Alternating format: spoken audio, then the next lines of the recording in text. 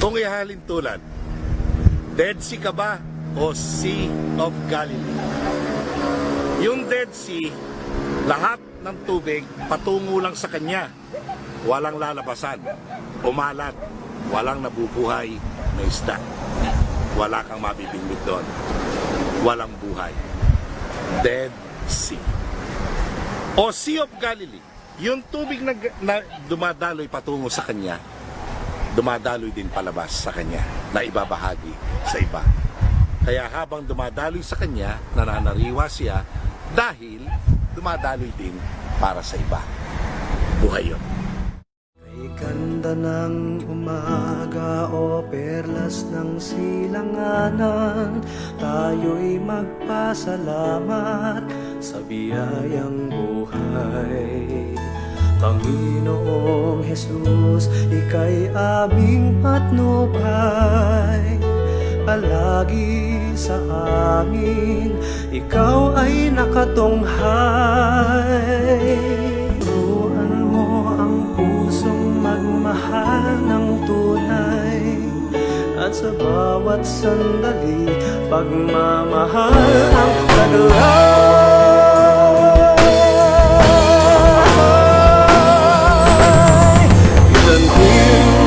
Sa puso at isip namin, O Diyos, salita ng buhay na iyong taglay, upang namin maging gabay sa aming paglalakbay sa landas na tatahakin ng aming buhay. Father. Pupugin mo. Father.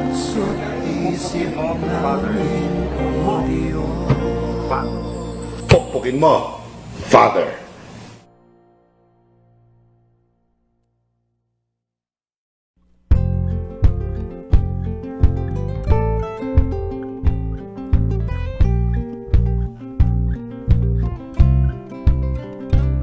Sa ngalan ng Ama, ng Anak, ng Espiritu Santo.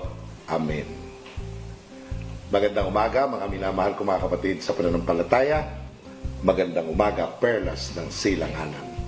Nandito na naman po tayo sa ating segment ng Anluwagi page na pinamagatang Pukpukin Mo, Father.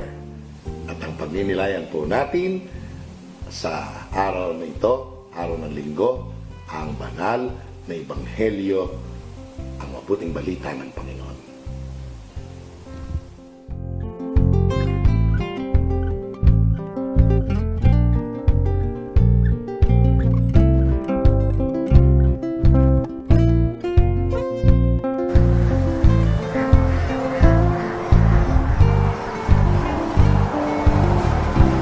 Sa ngalan ng Ama, ng Anak, ng Espiritu Santo. Amen. Magandang umaga, Perlas ng Silanganan. Magandang umaga mga kapukpukan. Narito na naman po tayo sa segment na ito ng Anluwagi page ng St. Joseph the Worker Paris Punturin. At matatagpuan niyo rin po sa aking YouTube channel, Father Roman Caleon, na pinamagatan naming Pukpukin Mo, Father. Ngayon, nandito po tayo sa isang ilang na lugar. Kung inyong babalikan ang nakita nyo kanina, makikita ninyo na may maraming mga itik sa gawin na yon. Subalit, meron din namang mga nagdaraang mga sasakyan dahil malapit na rin po ito sa kalsada. Kaya may ingay din po ng konti ng sasakyan. Ngayon, mga minamahal kong mga kapatid, ang pupukpukin natin ay ang banal na ebanghelyo sa linggong ito mula sa 14 na kabanata ni San Mateo, talata 13 hanggang 21, na mas kilala sa wikang Ingles, the multiplication of the loaves, o sa wikang Tagalog, ang pagpapakain sa 5,000 lalaki, puwera pa ang mga bata at mga babae. Ngayon, kapag tiningnan mo ang banal na kasulatan na sinulat ng 4 na ebanghelista, si Mateo, Marcos, Lucas at Juan, kapag binasa mong lahat yan, ito lang ang natatanging himala na isinulat ng 4 na ebanghelista. Yung iba, 3 lang ang sumulat. Yung iba, 2. Yung iba, 1 lang. Pero itong pagpapakain sa 5,000, mga minamahal ko mga kapatid, isinulat po nilang 4. Kay San Juan, makikita niyo doon yung pangalan ng bata, ay yung bata na merong bata na nagbigay ng 5 tinapay at 2 isda, dala ng bata ito, na itinuro ni Andres sa Panginoon. At alam nyo, detalyado yung kay San Juan na ebanghelyo. Pero itong kay Mateo, wala yun. Medyo edited version na po ito. Subalit napakaganda po ng pagkakasulat ni Mateo. Gustong-gusto ko po yung pagkakasulat niya ng banal na ebanghelyo na ito ng pagpapakain sa 5,000. At ang gustong-gusto ko pong pananalita rito, mga minamahal kong mga kapatid, nang sabihin ng banal na kasulatan, sabi ng mga alagad, ilang ang pook na ito at malapit ng lumubog ang araw. Papuntahin na po ninyo sa mga nayon ang mga tao upang makabili ng kanilang makakain.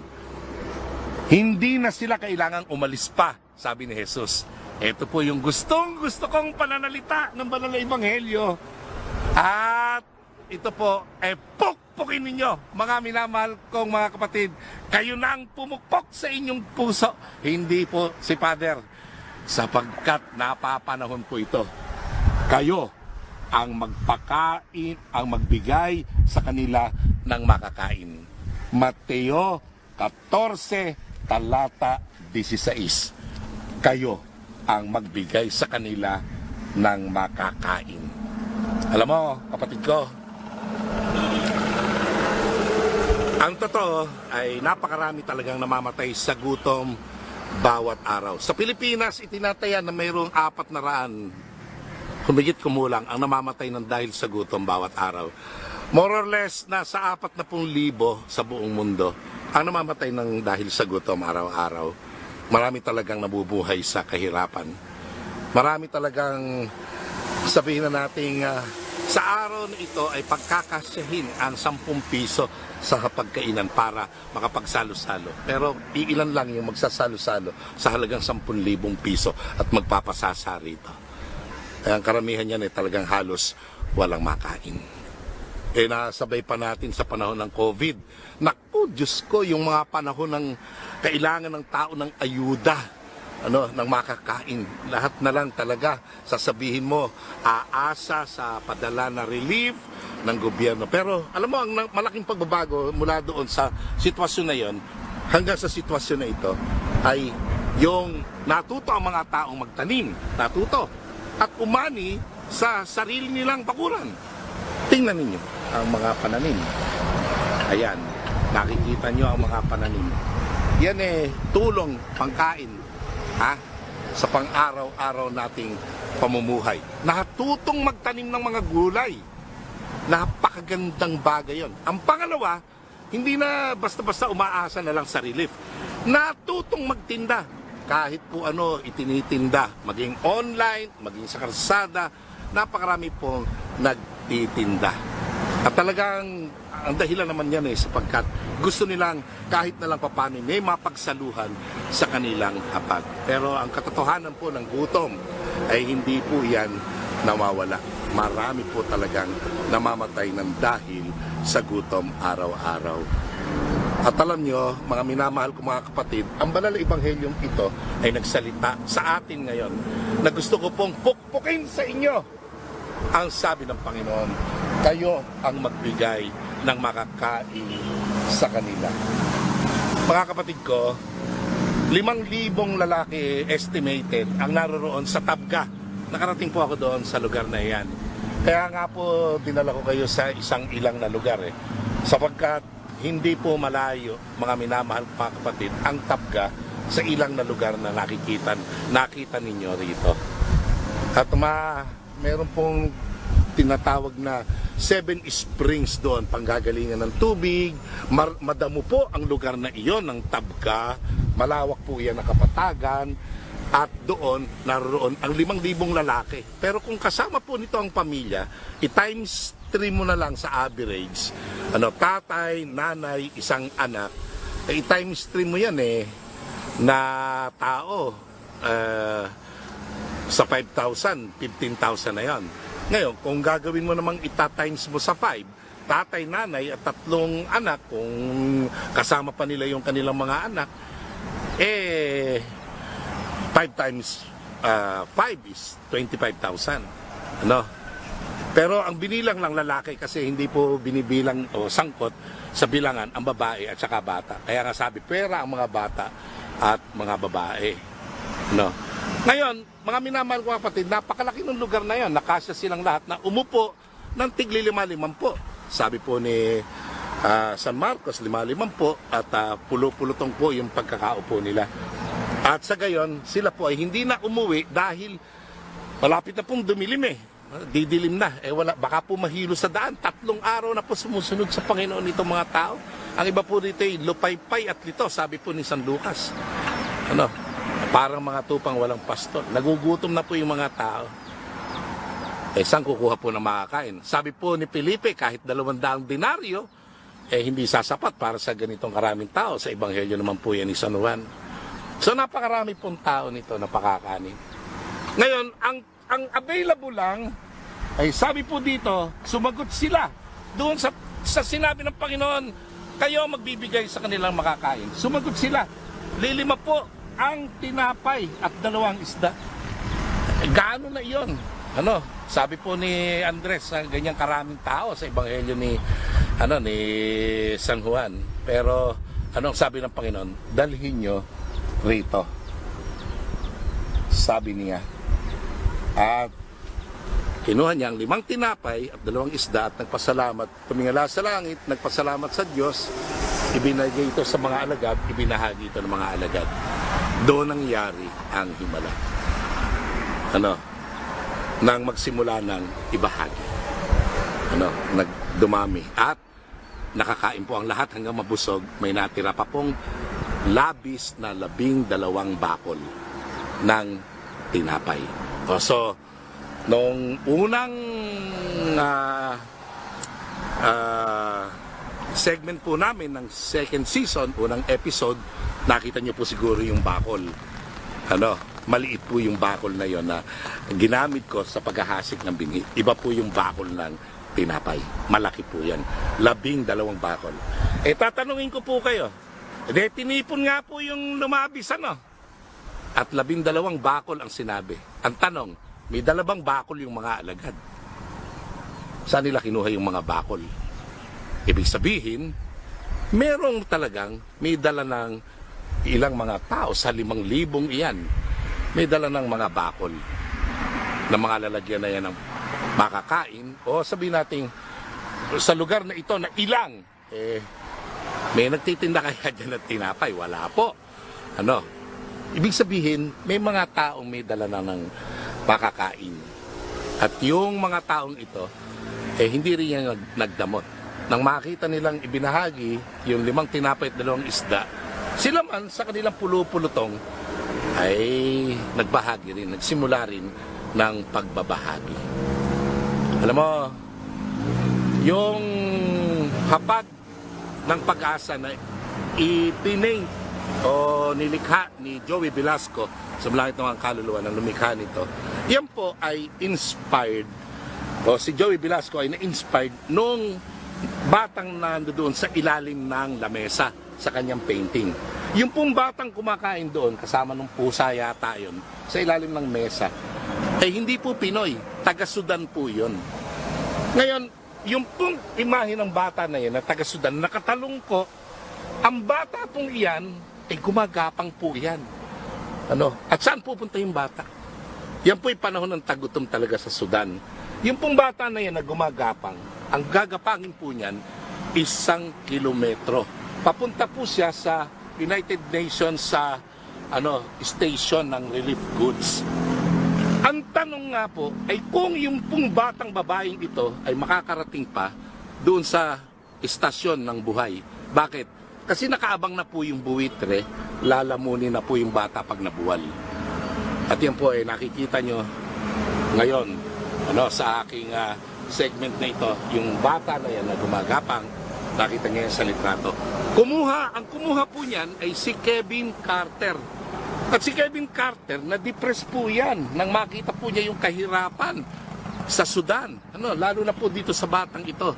Ito po nagbigay sa kanya ng depression, yung nang makunan niya yung litrato ito. Nananalo po yan sa Pulitzer Award. Nabigyan po siya ng Pulitzer Award sa photography. Pero hindi siya naging maligaya kahit tumanggap po siya ng award Kasi nakita po niya, witness po siya sa kagutuman noon sa Sudan. Ang mga tao ay wala pong makain. Umiinom po sila kung saan naglulublob ang baka, wala pong tubig. At yung iba naliligo po, ang ipinapaligo po, ihi ng baka. At yung iba, dahil walang makain, bago pa po dumumi ang baka, inaabangan na po sa puwet, kinakain na po yung dumi ng baka. Tingnan mo po kung gaano katinding kagutuman meron noong panahong iyon. Kaya sa depression po ni Kevin Carter, nagpakamatay po siya. Nag-suicide. Pero bago po mag-suicide, nag-iwan po ng isang note. Gusto ko pong basahin nyo yung isinulat niya na note na iyon na nagsasabing sa atin na huwag tayong mag-aksaya ng pagkain. Napakarami po nagugutom sa mundo. At alam mo, mga minamahal ko mga kapatid, kahit man sa atin sa Pilipinas, marami ding talagang sadyang nagugutom. Yung iba nagpapagpag. Kinukuha po yung mga natitirang pagkain sa mga restaurant, inuuwi po sa bahay, yun na po ang pagsasaluhan. Katulad ng nakikita o napapanood nyo ngayon. At yung pong pinagsasaluhan na yun, kahit po galing sa basurahan na pinagsasaluhan nila na pantapon na, nakita ninyo na inilagay ng ama sa hapag. Hindi po sila kumain nang hindi muna nagdarasal. Napaka-importante ng elemento na iyan ng pananalangin. Kahit man ang Panginoon, sa paggawa niya ng himala ng pagpaparami ng tinapay, nagsimula po yan lahat sa pananalangin. Tumingala siya sa langit. Kapatid, laging may awa ang Diyos. Lagi tayong tumingala sa langit na nagpapaalala sa atin na may Diyos na nakakakita ng lahat ng bagay, na may Diyos na hindi maramot, na may Diyos na mapagbigay, na may Diyos na tutulong sa atin, na magagawa ng Diyos ang lahat ng bagay na maganda at mabuti para sa kanyang mga anak. Lagi ka pong magdarasal. Pukpukin mo, Father! Ibaon mo kapatid, always pray. At yung 5 tinapay at 2 isda, simbolo ng kakaunti. Kapatid ko, sabi niya, dalhin nyo rito. Kapatid, kaliit-liitan mang blessing na meron tayo, dapat talagang ang unang-una dapat magpasalamat tayo sa Diyos. Huwag tayong mareklamo sa buhay. Kahit kakaunti, ipagpasalamat natin sa Diyos. At kahit po kakaunti, ibahagi po natin. Matuto tayong magbahagi. Nandoon sa pagbabahagi kung bakit dumarami. Nandoon po yon, kapatid ko. Nasa pagbibigay kung bakit ka naman tumatanggap, kung bakit ka pinagpapala. It is in giving that you receive. The more you give, the more you are blessed. And be a blessing to others. Kahit po kokonti. Tandaan niyo po, kahit po kokonti. Yung paggawa ng isang bagay na malaki, pero walang pagmamahal, that's nothing. Pero yung maliit mong gagawin na punong-puno ng puso ng pagmamahal, it counts a lot. Remember that. Huwag mong kakalimutan. At alam mo, ang pinakamaganda ay yung sinabi ng Panginoon, dalhin nyo rito. Kapatid ko, kumikita ka, kahit kaunti, magtira ka para sa pananampalataya mo. Magtira ka para sa iyong pananalig kay Kristo. Magtira ka para sa iyong simbahan. Magbahagi ka sa Kanya kahit kaunti. Dahil ginagamit yan ng pananampalataya sa pagpapangaral ng mabuting balita, nang makakain ang mga tao ng salita ng Diyos na nagbibigay sa kanila ng lakas at inspirasyon para mabuhay. Kahit konti, dalhin mo sa Panginoon. Ibahagi mo sa Kanya. Ang Panginoon naman, yaong konti na yon, pagyayamanin niya. Huwag mo na po sasabihin pagkakakaunti na, pagdamutan nyo na po. Huwag, baka nga po dumamot. Ang sabihin nyo po, kahit po kakaunti, pagyamanin nyo po. Yayabong po yan. Yun ang dapat natin sabihin. Pagyamanin. Dahil ang Diyos, kaya niyang gawin lahat yan na yumabong kahit po sa maliit na simula. Maliit pong simula. Laging sa Diyos may mangyayaring maganda kahit sa kakaunti na bagay. Ang importante, narinig nyo, tumingala, nagpasalamat sa Diyos. Sa halip na magreklamo, matuto tayong magpasalamat sa Puong May Kapal. Meron pa tayong napagsasaluhan, kahit nga sa kabila ng paghihirap na ito na dinaranas natin ngayon, masaya tayong nakakangiti sa labi, nakakasamba tayo sa Diyos na nagbibigay sa atin ng mga bagay na kailangan natin. At alam mo, yun yung napakaganda ron na yung marunong kang magpasalamat. Sa isang taong marunong magpasalamat, nagniningning siya sa paningin ng langit. Nagliliwanag siya sa langit. Yan ang taong nagpapasalamat lagi sa Diyos. He shines in heaven. Nagliliwanag. Marunong magpasalamat. At anong sinabi? Ibinahagi ito ng Panginoon sa kanyang mga alagad. Ibinahagi naman ito ng mga alagad hanggang makakain ng lahat. The multiplication of loaves needs also the multiplication of servants.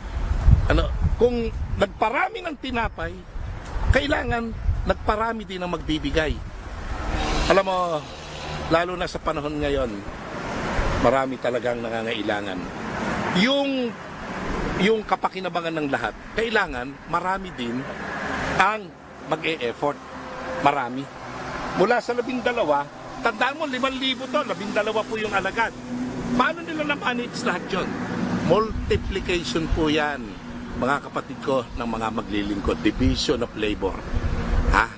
Marami po ang naglingkod. Marami. Kailangan natin yon. Multiplication.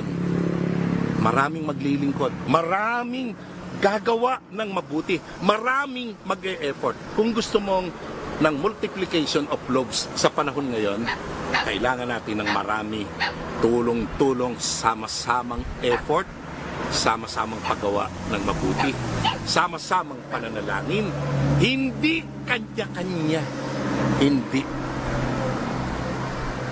Makinig ka mabuti.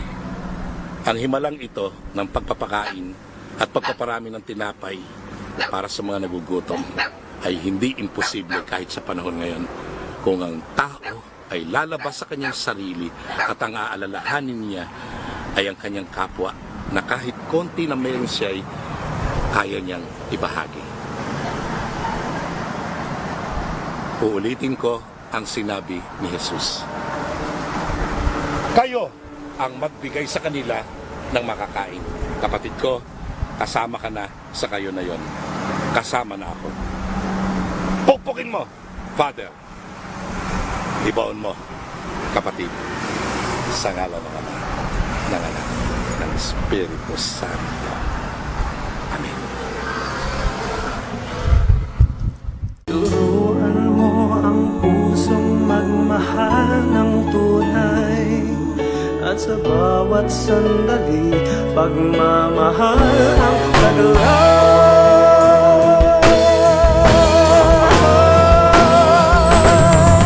Ilanhin mo sa puso't isip namin, O Diyos, salita ng buhay na iyong taglay, upang namin maging gabay sa aming paglalakbay sa landas na tatahaki ng aming buhay.